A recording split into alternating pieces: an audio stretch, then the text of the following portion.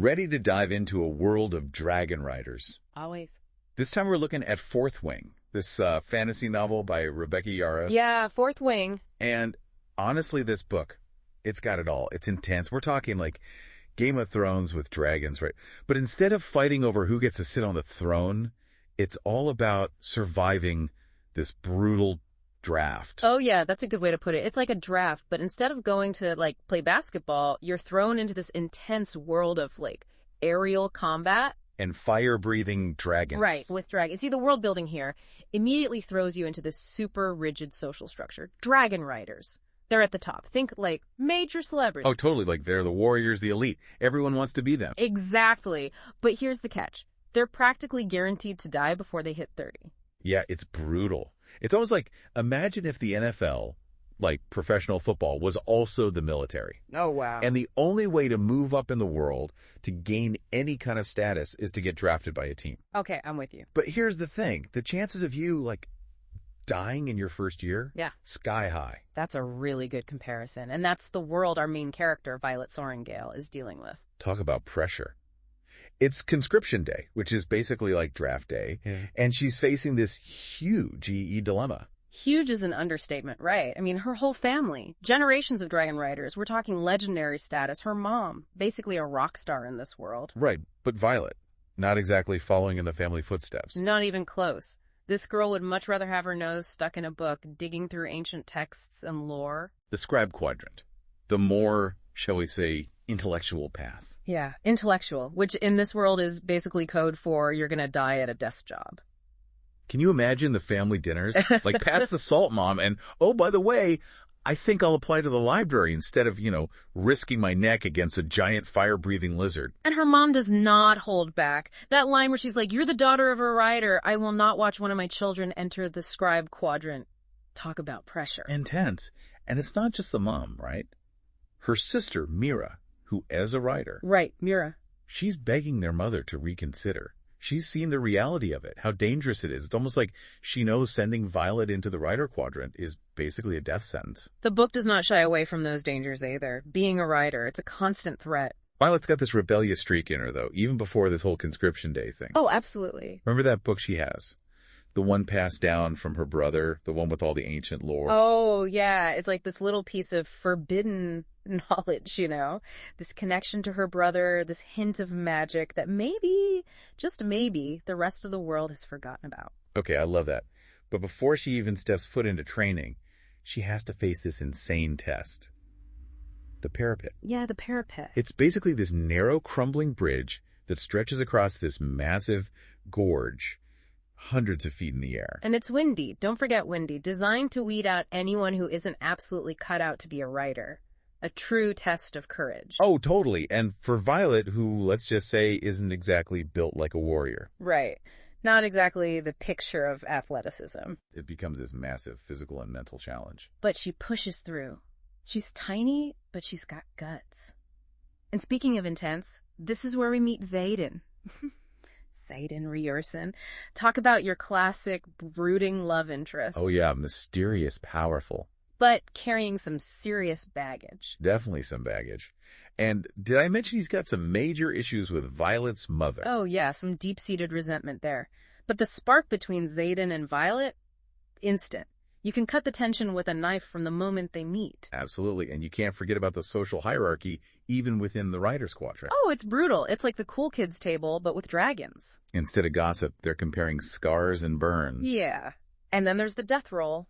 Every single day, they read out the names of those who've died. It's grim but effective. A constant reminder. Violet can't catch a break. Makes you wonder how anyone survives long enough to even bond with a dragon, right? Right.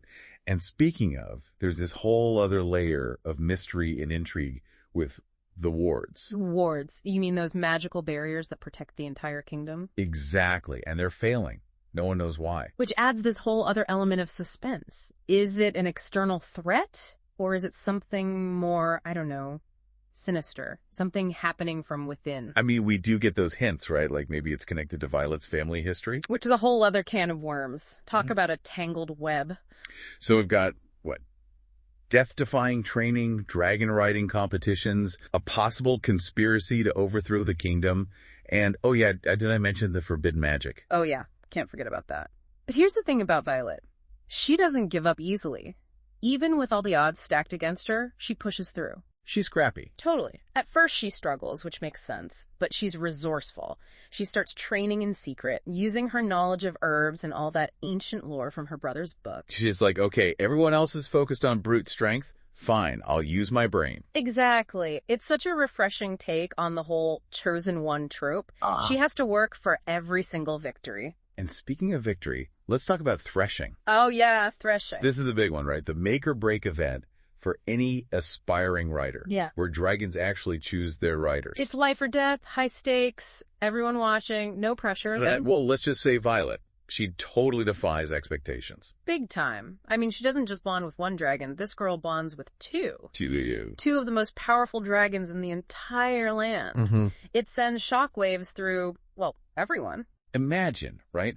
You're the girl who everyone thought would wash out on day one. Oh, totally. And suddenly, you're the most powerful writer in, like, generations. The power shift is insane. Yeah. Talk about a game changer. Suddenly, Violet's destiny, it's completely intertwined with the fate of the entire kingdom. High stakes indeed.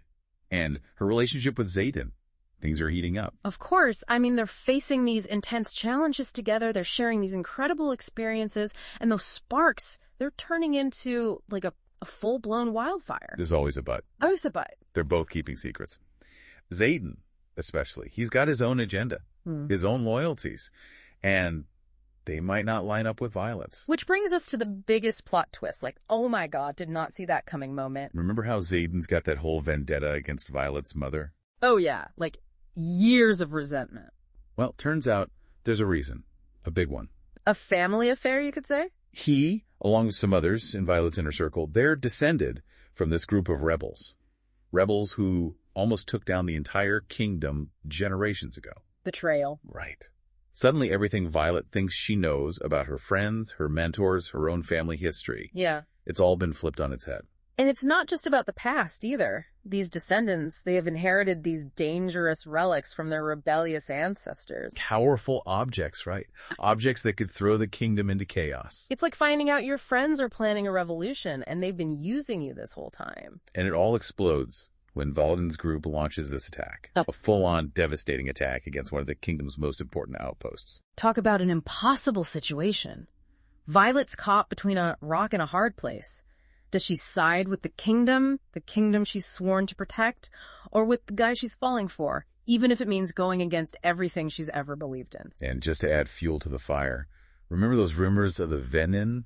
The creatures that everyone thought were just like scary stories to frighten children? Oh yeah, the stuff of legends. Turns out they're real, and very dangerous. Not just dangerous, terrifying. They're like this ancient force of magic, almost impossible to stop. And they complicate everything. We're not just talking about a war between humans now. This is like a battle for the very soul of this world. It raises the stakes. Big time. And where's Violet in all this? Yeah. Right in the thick of it, of course. She's a fighter, though, this girl. Oh, totally. Yeah. But it takes a toll. She suffers some serious losses, faces impossible choices. By the end of it all, she's not the same. She's changed. Scarred, yes. Yeah. But broken, never. That's what's so amazing about her. She's resilient. She adapts and overcomes. I mean, talk about facing some unimaginable challenges. So the book ends, and Violet. She's standing victorious, but you can tell she's been through it. She stepped into her power as a writer, but it came at a cost. What really got me was, I don't know, it just left me with this question. What would I have done? Like, if I were in her shoes. Oh, absolutely. You find yourself really thinking about those choices, you know. It's easy to judge from the sidelines, but when you're the one staring down those impossible decisions, loyalty versus love, duty versus desire, there are no easy answers. And that's what I love about this book. It doesn't try to spoon-feed you the answers. It makes you question everything. It challenges those deeply ingrained ideas of right and wrong. Forces you to confront your own values, right? What would you be willing to sacrifice for the greater good? Where do you draw the line? These are the kinds of questions that stay with you long after you finish the book. Totally. It makes you think about the little choices, too. Not just those big world-ending decisions. It's those smaller compromises we make every day. Those times we betray our own wants or desires to fit in, to make someone else happy. It made me think about that a lot. It's all about the weight of expectations. both societal and familial. The book really highlights how those expectations can shape our identities, how they can box us in, and sometimes even force us down paths we never intended to take. And that's where I think the true power of Fourth Wing lies. It's not just a fantasy novel about dragons and magic, right?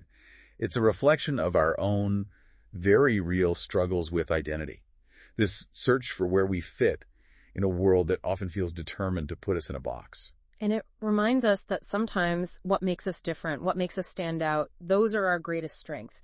Think about Violet, her love for knowledge, that scribe heart of hers. That's what makes her such an incredible writer. Exactly.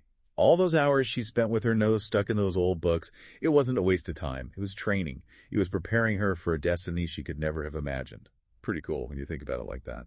It's a powerful message, and one that I think we all need to be reminded of sometimes. So if you're out there feeling like you don't quite fit, like maybe your passions are impractical or unrealistic, embrace it. Yeah. Embrace that inner scribe, that inner artist, that inner whatever makes you you. Never be afraid to be yourself. Right. You never know, those quirks, those passions that set you apart, those could be the key to unlocking your own extraordinary journey.